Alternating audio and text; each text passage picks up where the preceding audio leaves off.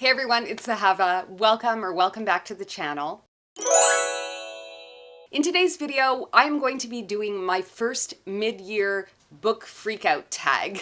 Since I'm new to YouTube, because I'm not new to YouTube, but I'm new to BookTube since October of 2024, and I'm sort of starting to get to know all of these milestones, these channel milestones, and I didn't know that the Midyear Freakout Book Tag was a thing, so I thought I would just jump on the bandwagon and enter into this atmosphere of what everybody else is doing on YouTube, and I hope that you guys will enjoy the answers that I have for these questions. So first of all, I want to say that I have waited until the end of June, so by the time you guys see this video, it's going to be sometime in early July, and I've waited to do this book tag until then because I wanted to make sure that I really cloistered the front end of the year, and if there were any books that I needed to finish, I had until June 30th to finish them so that I could potentially include them in this list. So I just want to say that, and also to let you know that I have read 83 books so far this year, whether that's through a combination of audio or physically in print with my eyes, or also sometimes I will read on an e-reader, but that's very, very rare. So mostly it's a combination of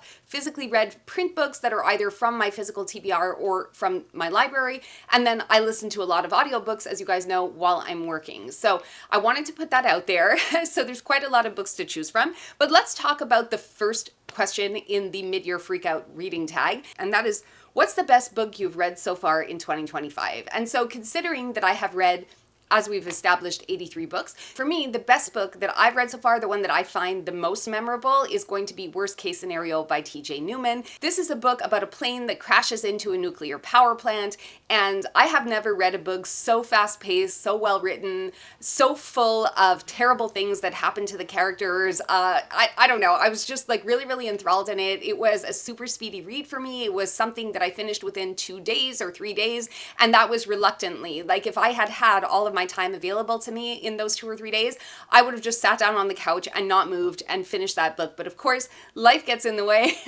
You have to do things, nature calls, you know, all that. So you have to get up and take care of your family and do the life things. But that book was so good. It was definitely my best so far this year, from January to June.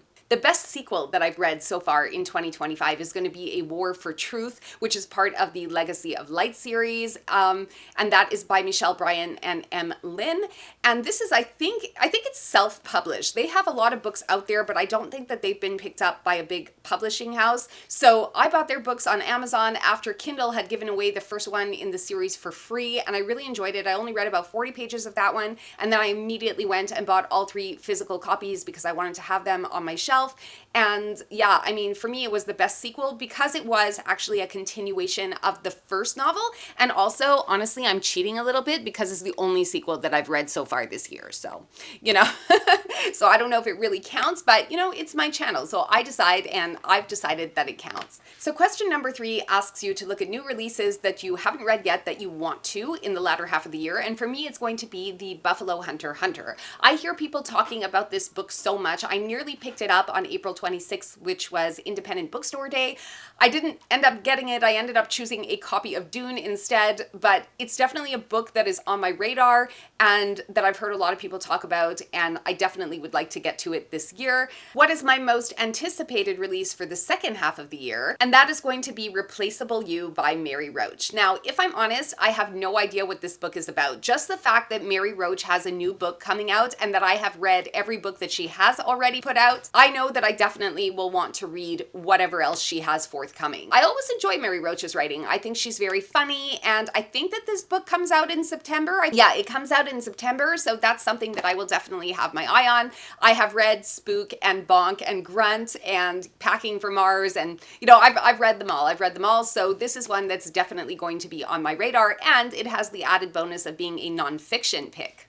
So I'm happy about that. The biggest disappointment that I've had this year, without a doubt, is going to be Awakened. This one let me down, oh my God, you guys, on so many levels. First of all, it was supposed to be about a trans group of witches. So I thought, okay, they're gonna do tarot cards, it's gonna be witchy, it's gonna be a great time, and it's gonna be a representation or perhaps even an exploration of the trans experience. And I just did not get any of that from this book. I ended up DNFing it. It was such such a disappointment. If you guys want to hear more about that, you can go back to my June reading wrap up where I will slay this book properly. But yeah, I was so disappointed in this book because it really wasn't giving anything that it had promised. As I said, it was supposed to be like a trans representation of witchiness, also in like a sci-fi element that had to do with artificial intelligence. But I think that this book was trying to accomplish way too much without actually giving me what I wanted, which was a character study or a personalization of a trans experience. Plus,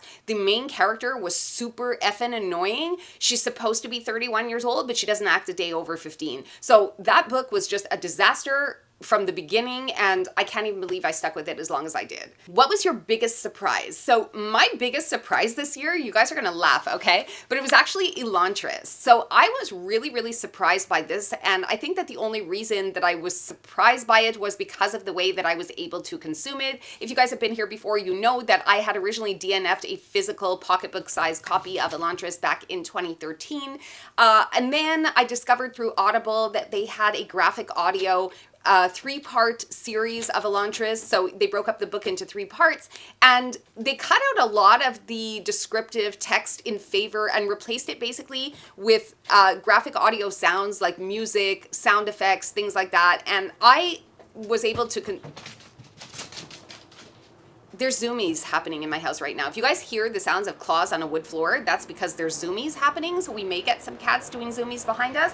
I don't know if that's going to happen. It's possible. But yeah, so Elantris for me was a surprising read. And I think it has and I'm certain that it has largely to do with the way that I consumed it. Because I think if I hadn't had the serendipitous experience of finding it through graphic audio, because I think the first installment, or even maybe all of it, if you were an Audible member, was given to you for free. So I didn't even have to purchase it. And I was able to listen to the whole thing on Audible for free because at that time, I'm no longer a member, but I was a member at that time.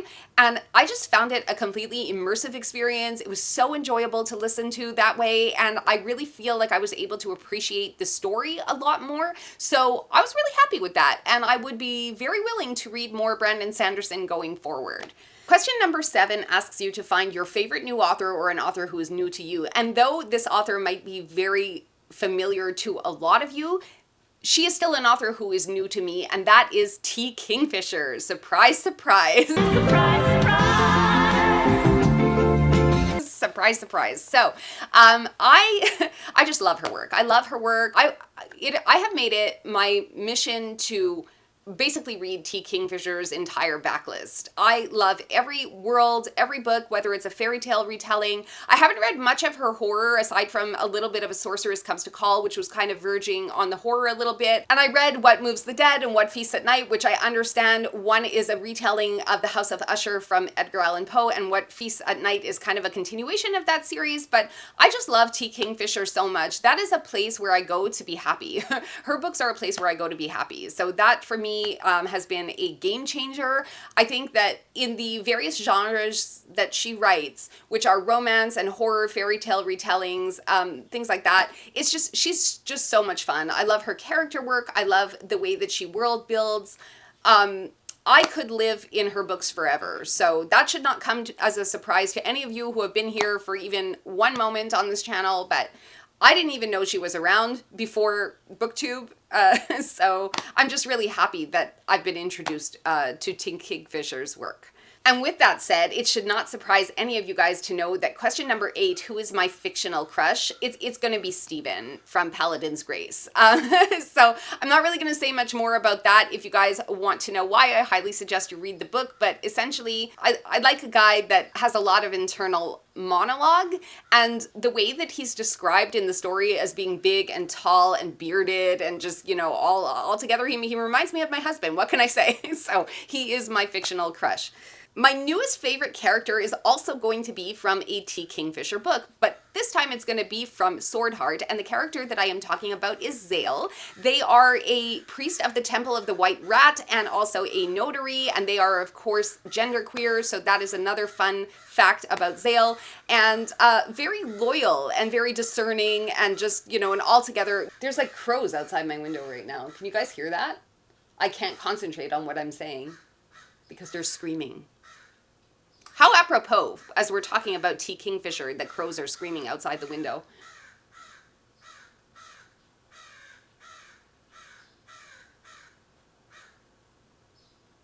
I don't know if that's actually going to stop or not, but basically let's just move on. Let's continue.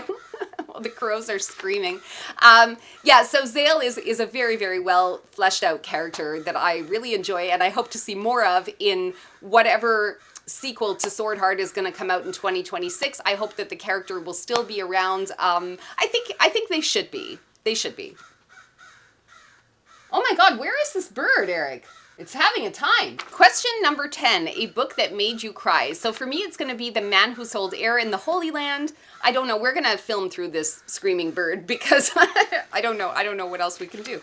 Okay, so it's going to be The Man Who Sold Air in the Holy Land. I think I cried in 1 or 2 of the 11 short stories in that book, but it was definitely a cryy time. A book that made me happy. So that would be the French version that I listened to on Audible of Robin Hobb's Live Ship Traders series. I think I bought the first 4 in the volumes because I think there were 6 altogether. So for every English book, there are 2 French ones, volume 1 and volume 2, because that's just the way the translations are done. French is a more verbose language, so it takes a little longer to tell the same story, whereas English is more succinct. So, but in general, those are the books that made me the happiest because it was a return to the world of Live Ship, and I don't know, I was in my zone. The most beautiful book that I bought so far this year. So I have 2 for those. One is going to be Shit Cassandra Saw because I just love the colors on the cover of that one. And the second one is going to be Pride and Prejudice in Space, which I haven't actually unboxed yet. I will be doing an unboxing video with you guys soon, but I don't know how soon that's going to be. But I know that I bought it, so I'll show you guys the cover here on camera, but I really like the cover of that book. I'm not really into much the special editions or sprayed edges, so when I say the most beautiful book, it's really just based on the cover. So I like Shit Cassandra Saw because of the colors. It's bright, it looks very inviting, and for the opposite reasons, the kind of Monet effect of the Pride and Prejudice in Space. That was a cover buy as much as the fact that it's a Pride and Prejudice retelling and in space, so like sci-fi. It can't be a bad book, can it? No. I don't think so. Question number 13, books that I need to read by the end of the year. Oh God, you guys, oh God. I think it's actually going to be a toss-up. So there's a couple. I got to read The West Passage, and I have to read The Will of the Many. Like, it's bad. It's really bad, you guys. I think I must be the last person on YouTube to not have read The Will of the Many. And The West Passage, people seem to be in talks about it, and I have it. I've had it sitting on my bookshelf for months now, and it's just not... It was a priority for me to buy. Like, I rushed out to try and find that book at a discount, which I eventually ended up getting, I think, at Book Outlet. And it's been sitting on my shelf ever since. So I really have to get to The West Passage, but also there's the chonker of The Will of the Many. So I can't really give you one answer to this question because there's really 2 that are taking up priority space. The last question is going to be, what is your favorite book to movie adaptation? And for me, it's you know, it's an oldie but a goodie. It's going to be Fingersmith by Sarah Waters. Now, this is a book that I have read 3 times, once in print and listened to twice on audio, and I can't even tell you the amount of times that I have watched the BBC miniseries. It's a 2-part miniseries or film adaptation of this book. I cannot stress how gorgeous a production it is. I think it was produced in 2006, if I'm not mistaken. I will look up the date and put it across the screen for you guys, but it does star Sally Hawkins in her youth and Charles Dance in his glory. So you really cannot go wrong with Fingersmith adaptation. Plus, it was done by BBC, so y'all know it was done right. And I love Fingersmith. It's a great book. It's a great movie. You guys should check out either or both of those. Airplanes, we're doing airplanes again today. That's the problem when I open the window, as you guys know, as you know.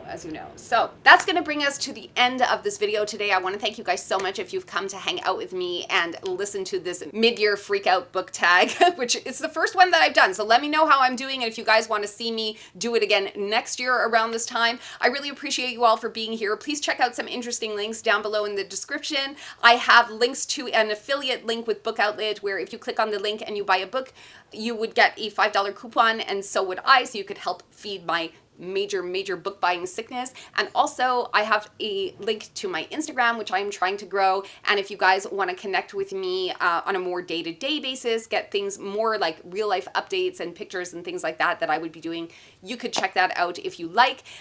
Please like this video, make sure to subscribe to the channel, and I will see you again in the next video. Ciao for now.